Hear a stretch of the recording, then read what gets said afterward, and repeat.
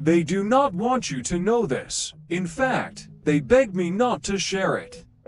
Because once you understand this one simple truth, you can no longer be played. Every man thinks that the key to a woman's heart is endless attention. Be available, be present, give her everything she needs. This is the greatest lie you have ever been told. Here is the truth they will never admit out loud. They do not just want your attention. They crave your absence. Sounds insane, does it not? But it is pure, primal psychology.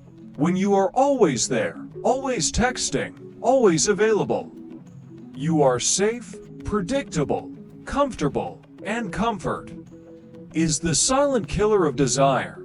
Desire does not grow in a cage of constant attention. It thrives in space. It is born in the moments when she is alone, wondering what you are doing, wondering what you are thinking, wondering when she will hear from you again.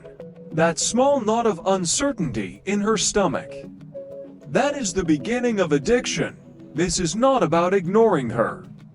It is about not giving her 24/7 access to your soul. It is about being a man with a mission so compelling that your world does not revolve around her. The man who is always available signals that he has nothing more important to do. The man whose absence is felt signals that he is building an empire. She may never admit it, but she will always crave the man whose presence is a privilege, not a guarantee. You have seen the trap. You understand the nature of the enemy. Its deceptive whispers, its promise of pleasure that leads only to a slow decay of the soul. But now, we must ask the most important question. Why do men walk into this trap?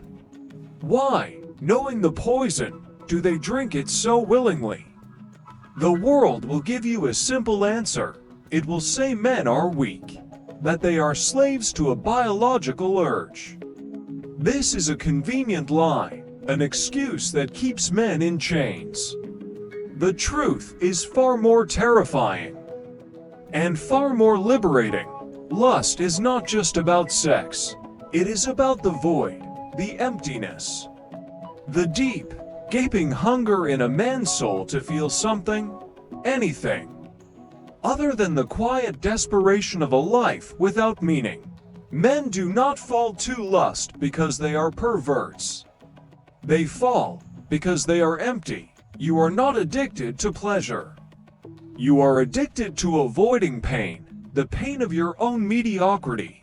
This is the modern man's battle. If you are fighting it, you are not alone. Support this channel by hitting like and subscribing. Share this with a brother who needs this truth. Miyamoto Musashi was not afraid of lust. He simply made it irrelevant.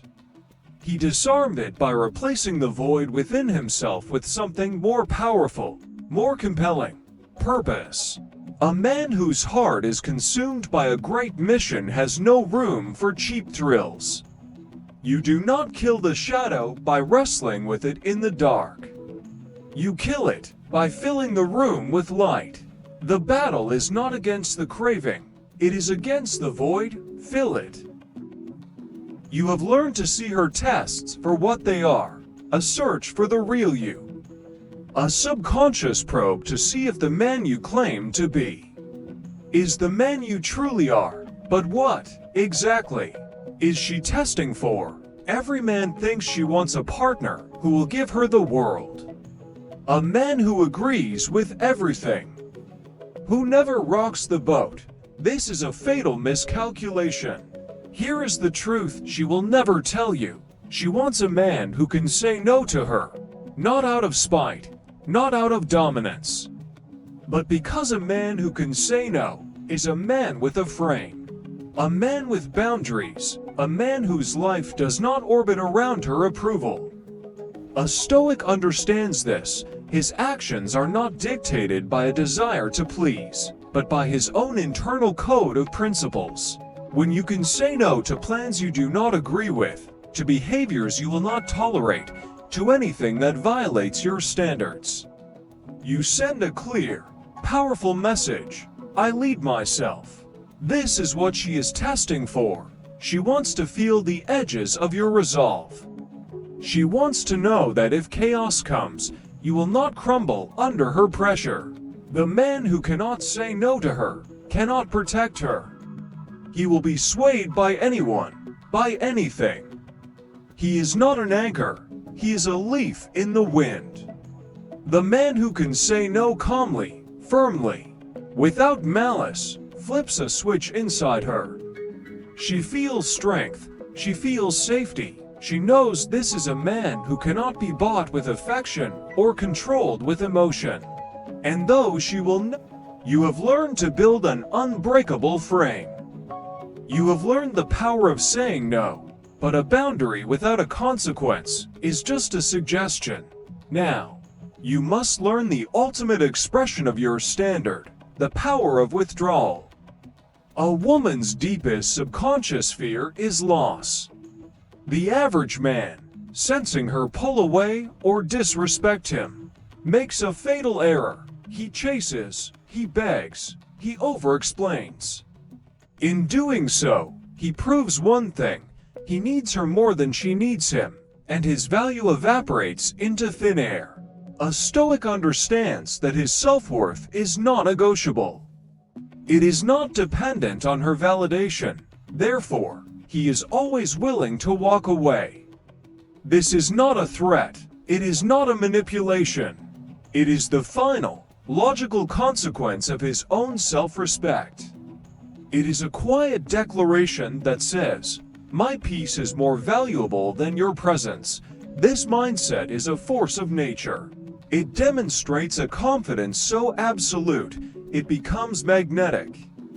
It shows her that your world is whole without her, that you have options, and that your presence in her life is a choice, not a necessity. It is the ultimate paradox of attraction. The man who is terrified of losing her is the one who surely will. But the man who is willing to walk away without hesitation is the one she will never want to leave. The rule is simple, and it is unbreakable.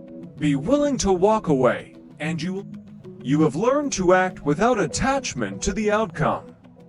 You are free from the need to win, and free from the fear of losing. You are now a vessel of pure, brutal clarity. But how does a man with such a mind engage with a world of brute force? The final law of Musashi is the secret of the master strategist. Do not oppose force, absorb it, redirect it. Water does not confront the rock, it flows around it. And, over time, it destroys it. The amateur believes that power is measured in the ability to impose one's will. He equates strength with impact. With brutality, he wants to dominate. This is a primitive form of power. It is inefficient, it is weak. True strength does not express itself in direct confrontation. It resides in mastery, in suppleness, in adaptability. Musashi knew this. The more an opponent rages, the more predictable he becomes. His own anger becomes a weapon you can use against him. When you are calm, lucid, detached, you see everything. And instead of meeting force with force, you yield, you welcome it. You absorb its energy, render it useless, and turn it back against its source. Like water, you adjust.